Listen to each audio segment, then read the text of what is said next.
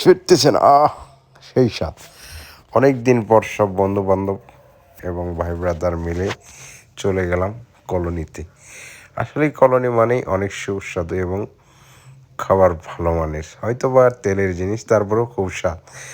চলে গেলাম আমি, জাহিদ, সাজু ভাই এবং আরও দুই ভাই, চারজনে মিলে চলে গেলাম অনেক দিন পর চুন্নুর চাপ ঘরে। আর চুন্নুর চাপ ঘর মানেই তো বুঝতেছেন সেই ফেমাস একটি নাম এবং খাবার। তো চলে গেলাম দুই বাইক নিয়ে, চারজনে মিলে আমরা প্রায় খেতে। তো যাই হোক, অনেক দিন ধরে ভাবছিলাম যে যাব কোথাও। তো এইখানে আসার পরে খুব ভালো লাগলো, সবাই একসঙ্গে চলে আসলাম। তো খাবারগুলি খুবই ভালো মানের, কেননা আপনারা যারা চুন্নু চাপ ঘরে আসছেন অবশ্যই আপনাদেরকে কিছু বলতে হবে না, কেননা চুন্নু চাপ মানেই বুঝতেছেন।